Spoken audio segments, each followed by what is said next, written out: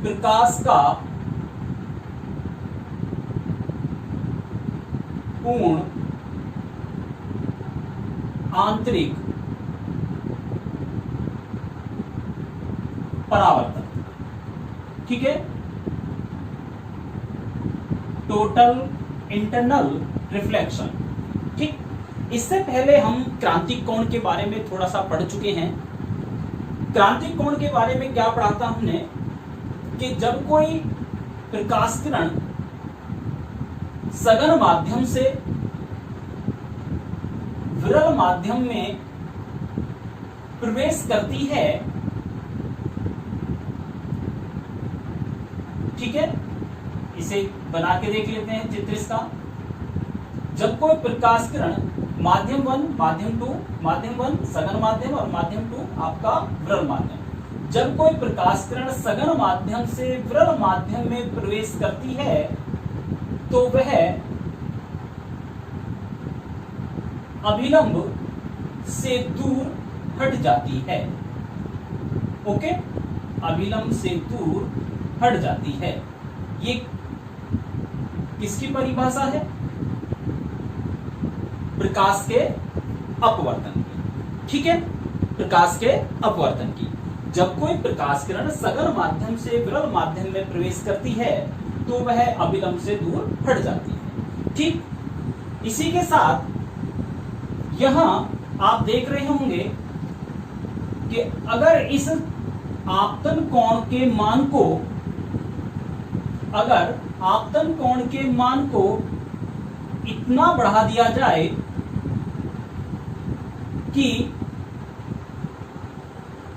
यह अपवर्तित प्रकाश किरण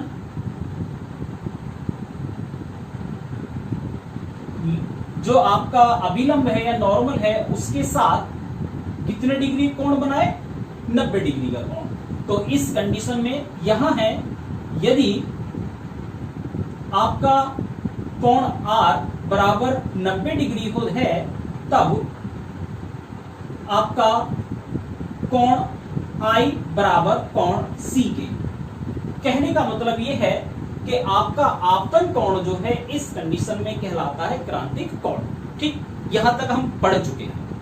अब बात आती है कि अगर इस क्रांतिक कोण के बाद आपतन कोण के मान में और अधिक परिवर्तन या वृद्धि की जाए और इस आपतन कोण पर अपवर्तित किरण अपने उसी माध्यम में लौट जाए जिस माध्यम से ये आई है, इसे कहते हैं प्रकाश का पूर्ण आंतरिक परावर्तन। ठीक, बात समझ में आ रही है?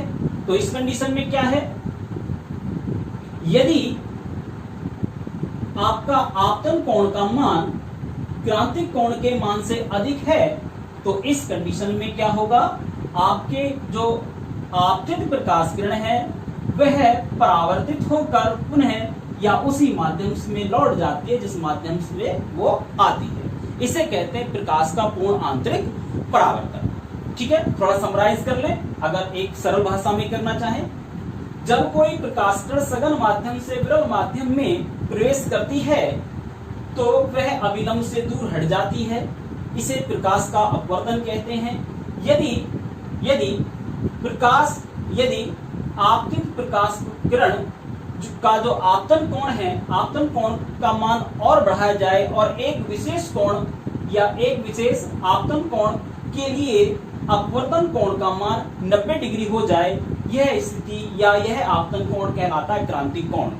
यदि आपतन कोण का मान इस क्रांतिक कोण के मान से अधिक है, यदि इस आपतन कोण का मान क्रांतिक कोण के मान से अधिक है तो इस स्थिति में प्रकाश किरण सघन माध्यम में ही वापस लौट जाएगी। इसे कहते हैं प्रकाश का पूर्ण आंतरिक परावर्तन।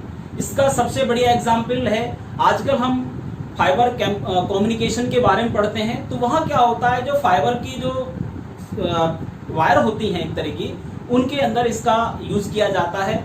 वहां क्या करते हैं, वहां वायर होती है, वहां से सिग्नल जो ट्रांसमिट किए जाते हैं वो हमेशा लाइट की फॉर्म में किए जाते हैं। ठीक, तो इस तरह से डिजाइन किया जाता है कि जब ये जो सिग्नल यहां से भेजा जा रहा है वह इस पृष्ठ पर पड़ेगा और उसके टोटल इंटरनल रिफ्लेक्शन के कारण वह यहां से टकराएगा और इसी तरह से यह एक जगह से दूसरी जगह पहुंच जाएगा। ठीक है, बात समझ में आ रही है? कहा सबसे बढ़िया अच्छा एग्जाम्पल है इसका, कौन सा है? Fibre communication. यहाँ टोटल इंटरनल रिफ्लेक्शन। और अपनी जो किताब है उसमें बहुत सारे दिए हुए हैं, जैसे आपका दिया हुआ है हीरे का चमकना, किसी खिड़की में जो टूटने के बाद जो दरार पड़ जाती है उस दरार का चमकना, खिड़की मतलब शीशा, कांच की बात हो रही है, तो उसके कांच में उस दरार का चमकना, ये सब किस चीज के एग्जाम्पल है?